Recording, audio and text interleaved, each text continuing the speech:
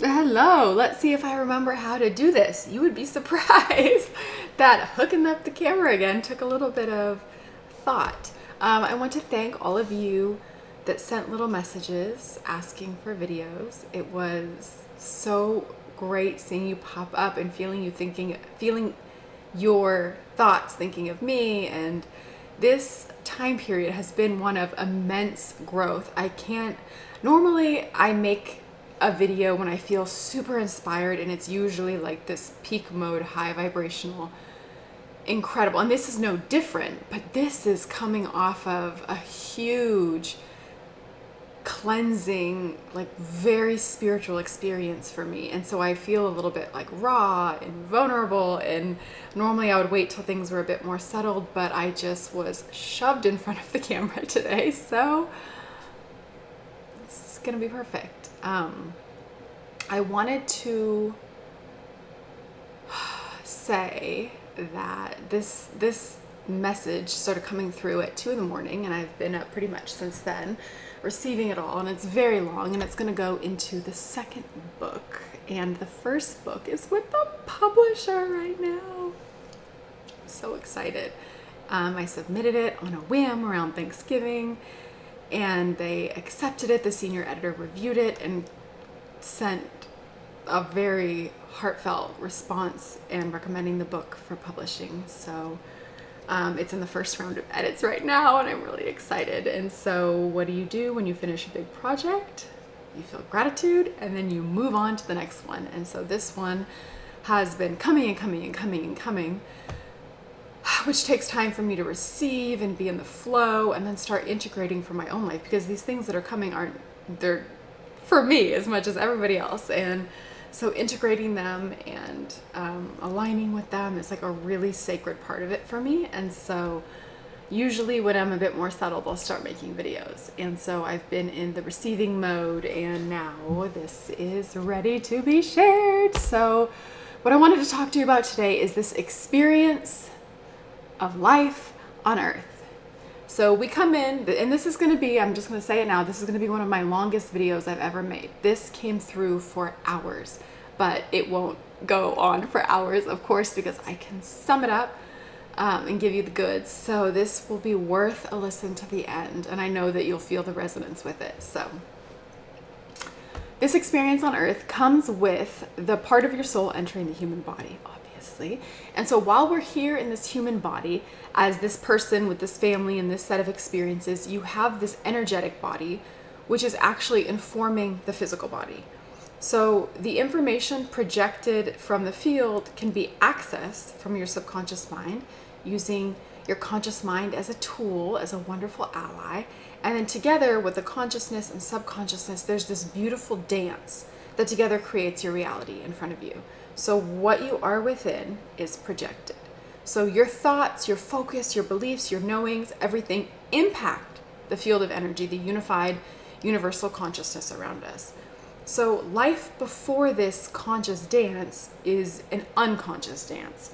It's the body preloaded with epigenetics, DNA, thoughts, beliefs, traditions, traumas of our ancestors. I think that it goes back like 14 generations or something like that. The imprint of energy as well is a factor from the time we were born, from the planets and the planetary alignment, your birth date, your time. The sky is at a specific point of how it's projected on Earth, and how our specific body receives it from having those preset filters moving through as the Earth is rotating.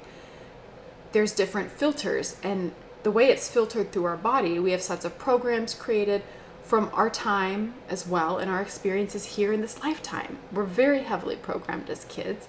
It's found in the subconscious all the time. Somebody will have a block to something, and then with enough work with somebody, you can figure it out. Oh my gosh, my mom said that, and that's preventing me. So we feel all of these different layers of energies projected on us at different times. Just think about, for example, the moon affects the flow of the body and a woman's hormone levels and all of that, for example. As above, so below. So while unconscious, we can experience suffering and resist life. And this is normal and standard by most people's experiences. But the thing to understand is we are holding onto the thing very tightly that we don't want to know or experience. Afraid almost that if we let go, it'll come back and get us. And the law of attraction, of course, only brings us more of this thing that we put our focus on. So in a loving attempt to let us see the pattern, it lets us see that same experience over and over. It lets us see the repeat. It lets us see it in others. It lets us see it in our experience. So in order for the universe to show us this over and over and over, the emotion we feel, it gives us these ample opportunities and clues to let us know to set down the hot thing burning us. Okay, but more on that in the pain body in a bit. So I want to talk about the fact that we all have free will.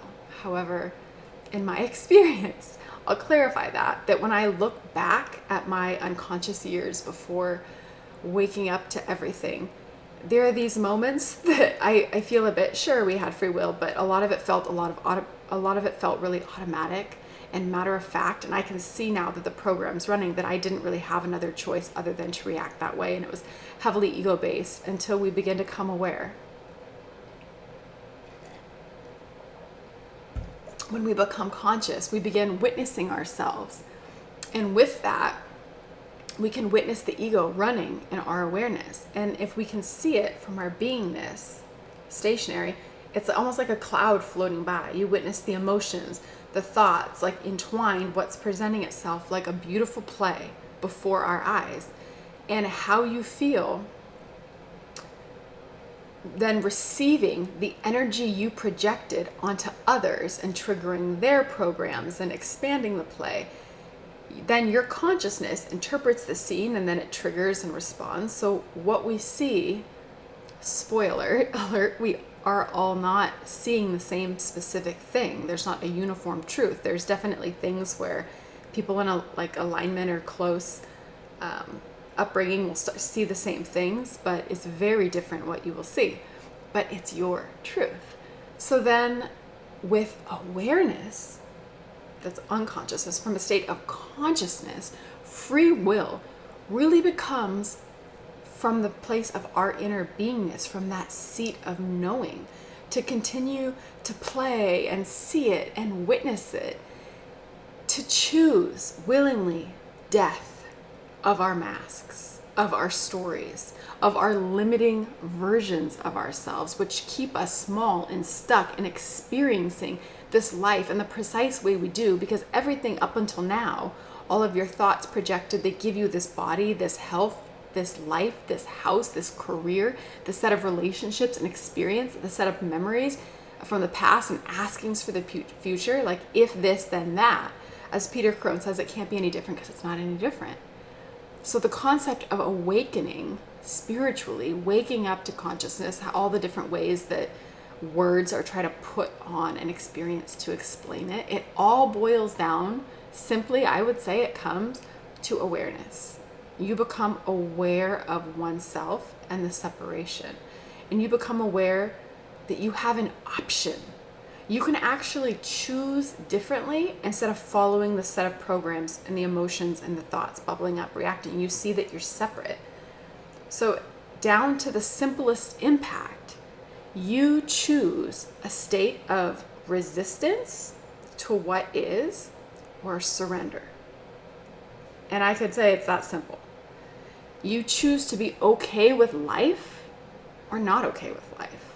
And by not being okay, by holding on to that thing, that resistance, that trigger, you're being conditional. I'll only be happy if that condition's different versus a non-resisted state. So you're either in a state of resistance to what is, and on the flip side, we become conscious and aware that we can choose non-resistance. We can choose acceptance and surrender of what is, and in an unconditional state of love for this creation, that we don't need something external to present to us a certain way to feel okay. I mean, we're gonna love if that thing we want presents in the perfect way, and a lot of times it does, and you feel such gratitude and joy, and you keep following that, hell yes. But we're not protecting our pain body and trying to keep it from getting upset when it gets hit or triggered. We're surrendering to any discomfort and saying we are okay. In an unconditional way, we are happy. You have a choice. And there's a way to do this, which I'll get to in a minute. And you have a choice, and we've always had a choice. But perhaps we never saw the light switch there before. We walked by it millions of times, but it just wasn't in your awareness. You were blind to it until life situations in the conscious field was changed, and it impacted you, raising you maybe to a higher frequency. So then different things come into your reality, into your view that you've never seen before. There's more to witness. There's more to see, and there's more to know. And predominantly, I would say, in my experience and chatting with others, one of the first experiences from this awakening of the light switch and the awareness is the realization and the deep knowing and remembering that there is a choice that you had forgotten. And this choice changes everything. And with this choice usually comes my favorite, meditation, usually. Because with meditation, it brings silence and space and mastery, and it grows the muscle of focus. And where you put your focus becomes your superpower, because you can focus on what's in front of you in life. And if it's something you don't like, you're going to just keep copying and pasting that. And we want to be able to place our focus and enjoy our reality.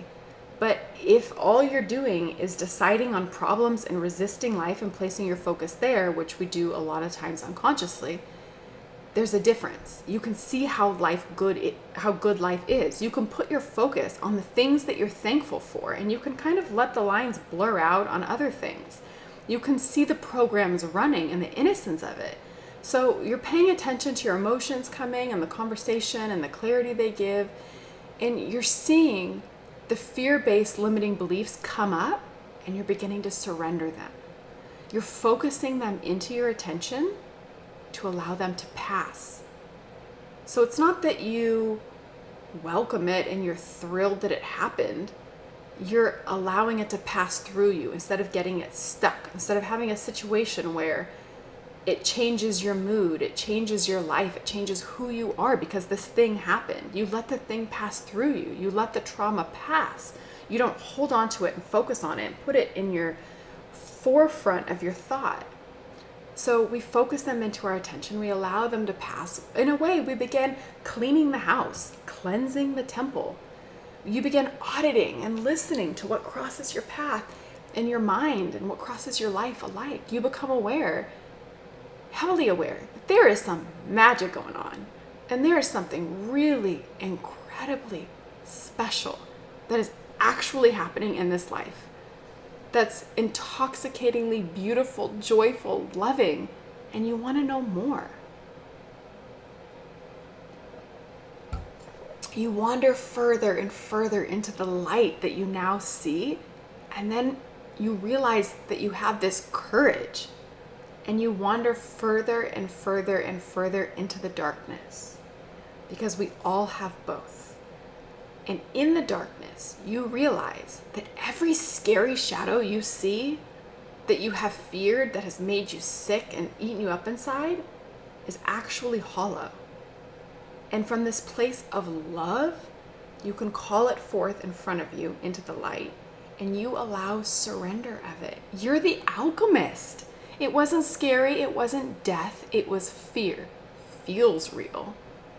But the love that you bring to it is like a hug, and it just melts with your awareness. And you can feel it bubbling up, but it melts. And then poof, the pain trigger is gone forever, and you don't need to tiptoe around that like you were doing, holding all of these things to make yourself feel okay. You're just free. It's amazing. So then suddenly you look down after doing this, and you feel your vibration is different. You feel the frequency that you're resting at, and you know the difference immediately for how you've lived your life. So after surrendering that fear from the darkness, you feel this energy shift. It transmutes inside of you, and the energy goes to your heart. You can feel the sensation happening. You can physically feel it, and you feel the light inside getting brighter, and then you start sharing with other people. This is how I got here to you. You realize that you suddenly have this superpower, and that you can see more easily, and you can walk through the darkness, and you see that it isn't fear at all. And at the same time, it's completely fear. But you know it isn't in the essence, because it's hollow and it can't hurt you unless you're the one resisting it and holding on to it, burning yourself. Because when you do this and create these resistance and energetic blockages in this pain body, it's usually you ignore it, you ignore the emotions, then it results in physical pain. But it also results in a closing of your heart, blocking your energy, and living in the pain body, in the fear of being triggered. In truth, it isn't anything other than duality. It's the opposite end of the polarity. If you leave fear and go far enough, you're going to get back into love. So melting this fear brings this rushing of love into your heart. It is the unrealized love parading around with the light switch off as fear, as worry, as shame, as blame, as hate, rejection, whatever. But you see the shadows and you think, oh, how innocent. It's like a child. How cute. Come here. And you can place your other superpower, which is your focus, right on it in your illuminated presence, and you watch magic happen. And you feel it inside, the freedom, the lightness, the brighter and bigger you become, the more love you feel. Because every time you transmute it, it rushes love to your heart. The more and more life you feel.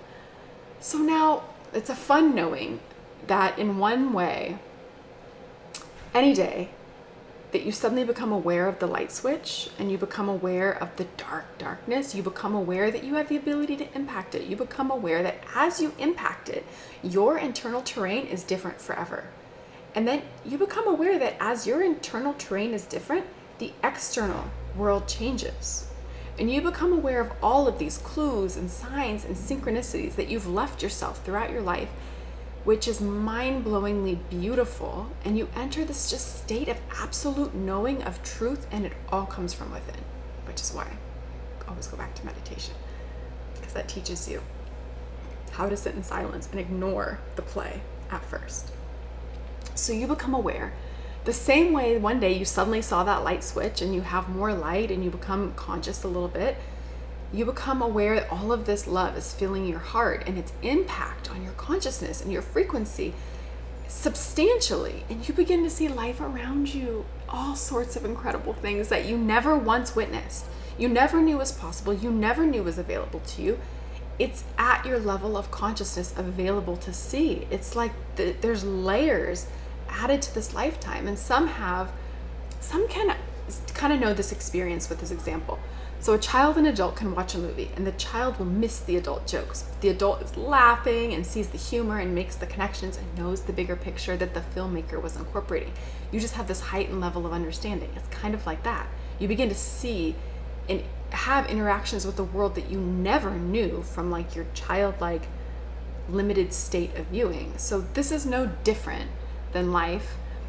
As you elevate consciousness, your entire world becomes available to you right on top of your current world. It's just a higher dimension of frequencies and experiences of seeings and knowings and powerful interactions. And it all comes naturally with cleaning and clearing our temple, our thoughts, our beliefs, our stories we choose, where we put our focus and our intention, what we let pass through us, what we double down on and put our focus on that we love.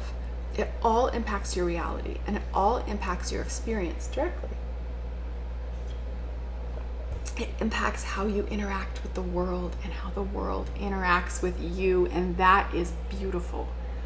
Everything changes. How you view life, it's just fundamentally different. This knowing, this trust, this understanding that something so much bigger than you is happening, and that you have free will to place your attention on suffering and victimhood, or seeing the suffering as your path to higher consciousness, knowing that you're an alchemist and you can take your life burning down and harness it within to this roaring, beautiful, controlled fire.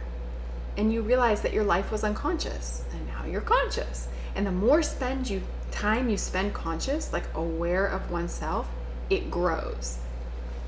So in this also, you realize the innocence of yourself and others, that previously everything, I mean everything, that is said or done is by someone in an effort to feel better. They feel bad and they want to feel better, and they think this thing will make me feel better, doing this, saying this, being this. Everything comes down to one of two things, fear or love, at the root, in its most simplistic way I can explain it. Jesus said, we need to practice forgiveness And in that, he's helping us get to heaven. He's helping us melt blocks and get to the heart. The heart is heaven. Blockages of the heart, living with a pain body, is hell. Triggers, you're holding on tight, you have conditional love, it brings you to hell. Everything that you have to hold to make a person wrong in hell, putting them in hell and judging them as wrong, you have to be there, keeping them there.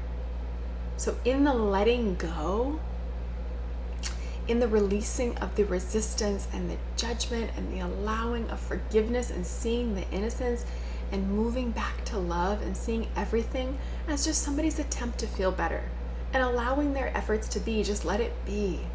We're not judging the speck in their eye while ignoring the beam in our own. Robert Edward Grant says that if you spot it, you got it. And that cheeky little funny saying is one of my favorites, that you are what you judge. And you will continue to attract it and experience it because your focus is on it until you no longer judge it.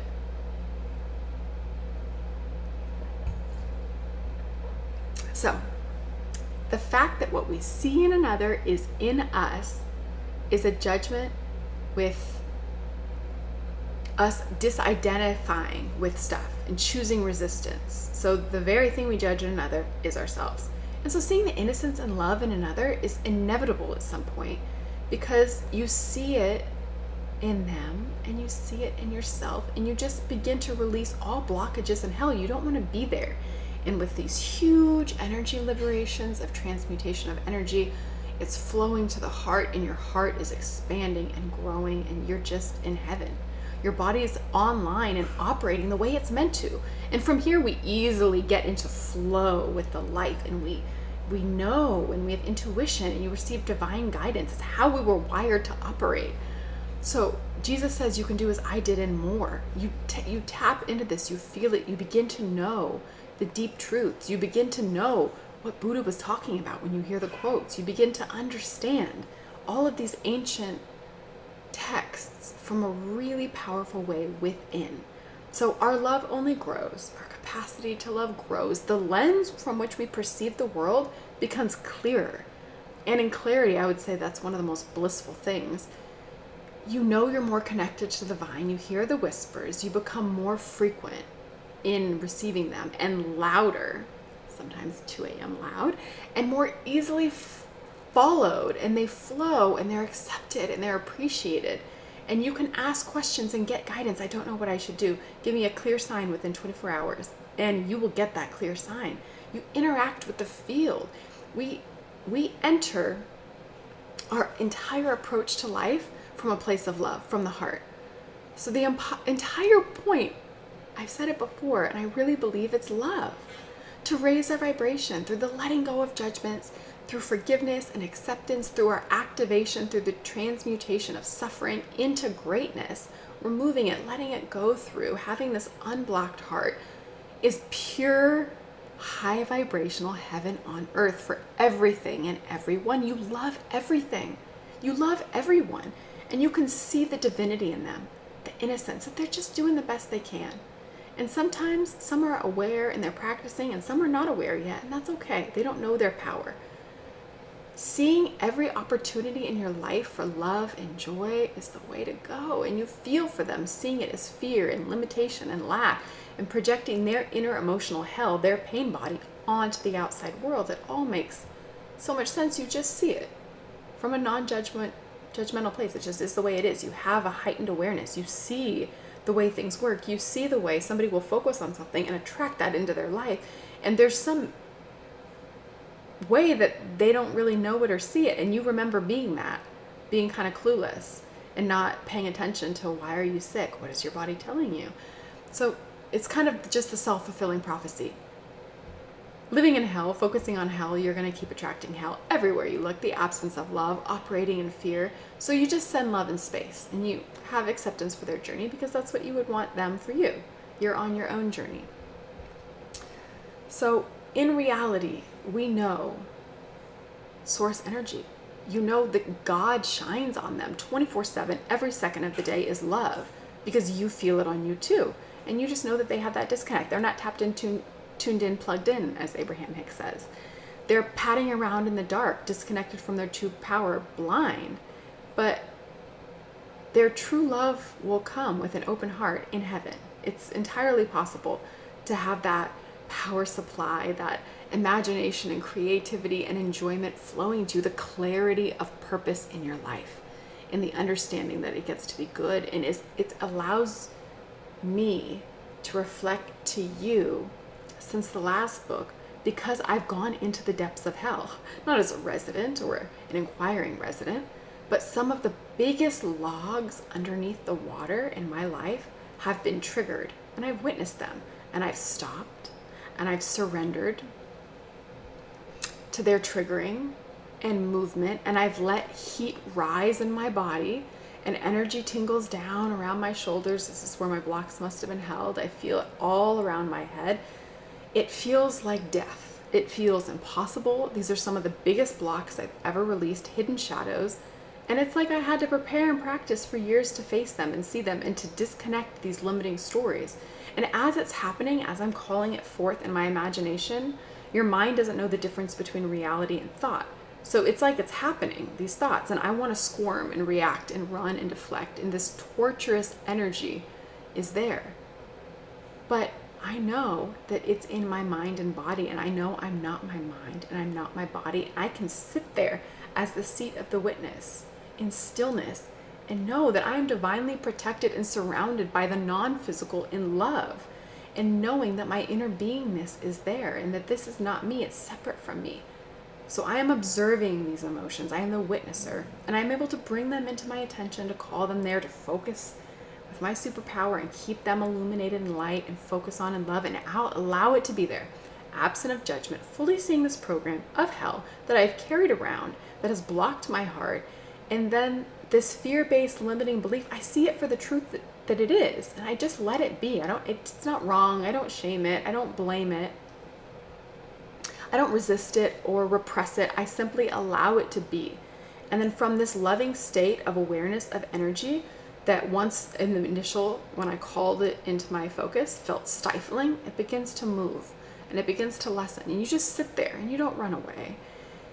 And you notice that it can produce an impressive array of thoughts, and you just focus on love and let it do its thing. Let it remove all the connections it has in your body, and that squirming torture begins to dissipate, and it begins to lose steam, and it begins to lessen, and it begins to lift off of you emotionally, which is the most incredible feeling of freedom, because we know when it lifts off of you emotionally, it lifts off of you in the physical reality, because my world is a you inverse.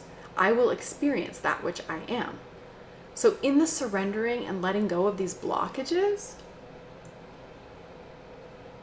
the energy is transmuted and the roadblock is gone and the pain body is melted, and it's a sunny day and an open road, and I feel amazing. That energy is liberated and it moves like a freight train. That heat and that perceived pain, you feel it, it transmutes, and it's like a flowing river of love moving right to my heart. That once pain body log, that blockage, is pure positive energy, as Abraham calls it, and it's flooded to my heart. In these moments with the really big blocks is a lot of energy moving, and it usually just produces happy tears and just overwhelming joy of love and knowing and feeling how loved we are, of seeing the innocence of it all and feeling the love for yourself, and removing this shadow of judgment that I once tried to block and hide and move out of my presence awareness in order to function, which keeps us healthy. If we have debilitating things, we need to be able to set them aside. But once you have the skills, you can go back and get rid of them. You don't need to hold them. So it's because you begin to witness it in other places of the world and in others, or sometimes you're introspective and you can see it and witnessing it bubbling up inside, but it's usually both. It's still there. So now you see the trigger and you thank it and you hug your shadows and you give them that big, fat, grateful kiss, and you feel your perspective of loving yourself more deeply and loving another more deeply. And you love yourself as you love your neighbor, as yourself. And it just moves us deeper into the light. And this is source. This is our inner power. This is a gift that every one of us is born with, which then radiates as our outward power and our presence, that we are unshakable and knowing what we're capable of. And we see the bullshit and we see it clearly from a place of non-judgment, and you just release it, and we stand in our strength and our love in heaven. And nothing and no one is worth leaving heaven. To put our focus back on what somebody's complaining about and judging or gossiping about, or putting another person down and making them wrong, we know how empty the guilt and shame and fear and blame and drama feels. We'd never choose that. And that doesn't exist in heaven. You just don't see it. So I would never leave here for there. And when you get there, you'll know. So the whole game is limiting the amount of your time triggered. The refractory period, as Joe Dispenza calls it, is the name of the game. How long are you going to let that thing within you that you disassociate with or project on another, making them wrong, stay inside? How long will you stand in hell and hold it there before you let go and let it rise, let it move through you? Let your energy rise and let it transmute, and see that all that you feared can move through you, and you can be free. And you can let the energy, the movement of energy, liberate you. You're free to surrender and allow it to be there. And before it releases and transmutes and alchemizes to love, you can see that it fuels our ascension for higher energy. It fuels our heart expanding. And hell is just giving away your power, outsourcing it outside, thinking that you can't do it. It's this perceived suffering that you can use as the kindling to a roaring spiritual fire of acceptance, getting all of that out of your way so that you have awareness and love in accordance with source, with God. You're tapped in, you're tuned in, as turned on, as Abraham Hicks says, and you're there, connected, letting it flow. You've got energy coming in through, and you're flowing it out, living in heaven. And you can see hell, like I visited it, from your clarity, your perspective, and you don't judge it, you just witness it. It's a powerful part of the journey, and I remember it was a powerful part of mine, and chances are it's a powerful part of yours. But you see the innocence, especially when people are there, because you were once there. That's business. We want to be in heaven. So you send others the light and the love from the world. You know it's shining down on them from God at all times. So you leave this clarity and feelings of love for fake drama. Never. You've been done with that. So you just operate eventually from this new foundation of awareness, and all of the layers and incredible energies added to your life are so exciting. So we're not minimizing hell, of course, or the drama and seeing it as fake, because that's the only way you see it until you're on the other side, which is a leap of faith. But we once saw and thought it was very real, taste it, touch it, feel it. But with this clarity, your life swings from out of balance back into balance, into alignment with source. And from this place, from the depths, is I think that the perpendicular field that Eckhart Tolle talks about, that there's this great depth in you, which you enjoy. And we see circumstances that we once labeled as fear or bad, as wrong, as just innocent and misguided. And we can see the love in the situation, that somebody was trying to feel better in an attempt to remove fear, and they were really suffering. And so they are holding it down, maybe acting seemingly out of hand, because they're running from this log out of fear, and they're just doubling down on it instead of just facing it and letting it go. So as the observer, letting it go, instead of screaming and fighting and thrashing and holding it there, simply let it go. Put it down, surrender. It's not yours. Let it pass through. Let it alchemize into this roaring fire of love towards your heart, because that is one of the gifts of being alive, is feeling that. And in the present moment, the aliveness and the power and the knowing and the seeing from this resting place is heaven. You've just plugged yourself into source. So this changes your path, obviously, because everything you see is different, and you're different, and is radiating different. So it changes your life profoundly, instantly. You feel release, not triggered. You feel bliss and space and calm and knowing and loving and living in faith and radiating this happiness. So the more you surrender, the bigger the liberations of energy, and the more clear and calm your waters are from a place of balance, the more downstream and accepting life feels. The more you continue to hold on to logs, feeling like you have to shove them upstream to survive, that's the name of the game, the more you're going to suffer. That's hell. You got to let it go, jump on, and ride it to the bottom. And you can view your emotions and use them as a guide. Does this feel like I'm pushing a log uphill? Am I trying to protect myself from something? You're only making your pain body stronger, and more easily triggered by that way, because you're never actually getting rid of it. You're just ensuring that the momentum is going to build, and this is going to get bigger and bigger until you really have to suffer and deal with it and tiptoe around it and have subjects that are off limits. Or you can check in with your emotions. And does it feel like non-resistance? Does it feel like hell yes? Does this feel like a downhill freeing moment? Does it feel happy? Am I riding momentum? Is this energy stream? Am I going somewhere easy? Life is easy. You're kind of just being easy about it, like Abraham Hicks says. So we begin really using our emotions for the guidance system that they are in the direct feedback. And once we have cleaned and cleared the temple and created some space, we've got room to work. So life isn't so painful and impacted. You're beginning to move it up and breathe deeper and feel freer. And we know our emotions. We're connected with source.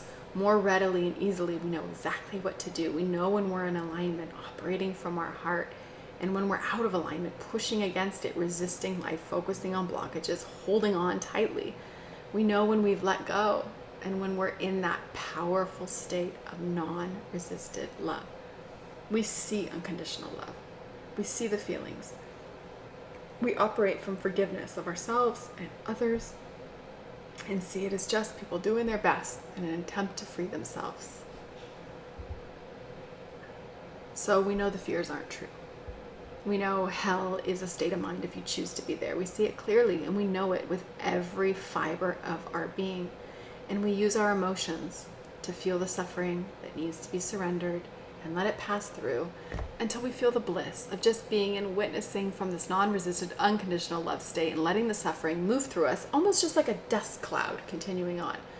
And you realize, sitting back, life gets to be good. Really freaking good. And heaven is amazing. And our purpose here is amazing. And you find your way there, the sooner the better. Because through this game of life, you'll realize that you deserve this. You're here for it. And it's available to you. And you get to be happy in heaven, independent of circumstance, but happy for the clarity and the love and the power and the transmutation of suffering to this wonderful love.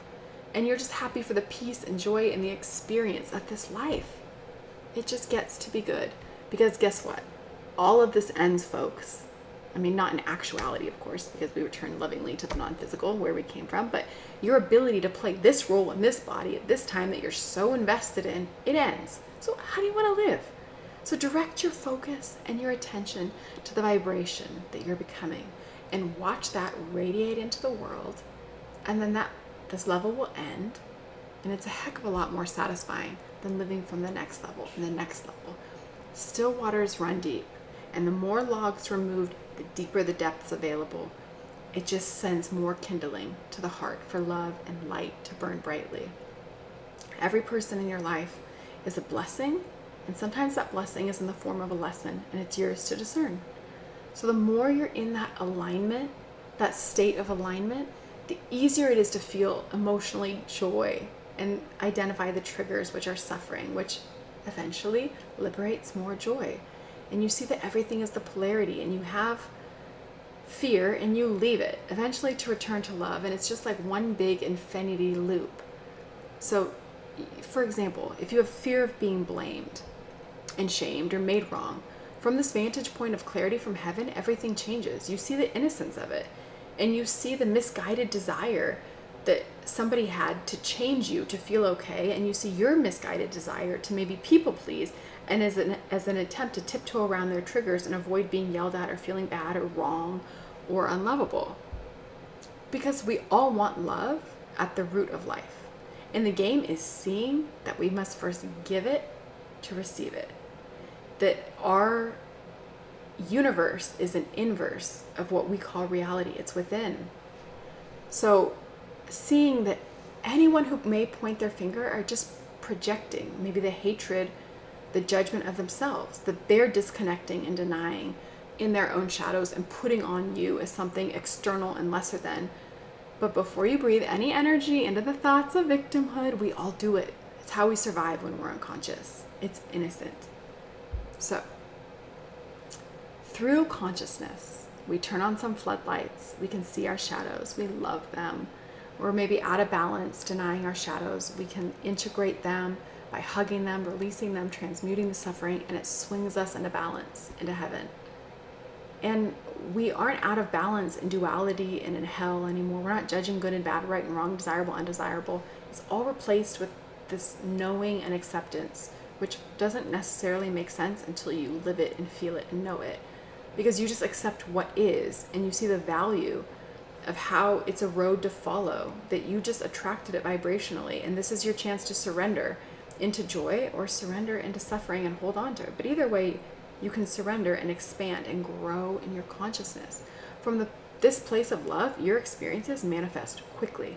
The more time you spend in a loving state of non-resistance, accepting what is and placing your focus on thoughts and things that delight you, by following your hell yeah, the more delight you have to love and live, and you experience synchronicities and conversations with the divine. You begin experiencing the world in a way that you never thought was possible, and loving the world, and you experience the world loving you back. So if something crosses your experience and it's a trigger, great. I'm being taken somewhere new, somewhere more expansive, possibly somewhere this log has never had a chance to surface. So until this is removed, this level of consciousness, I will never be able to see this clearly without it.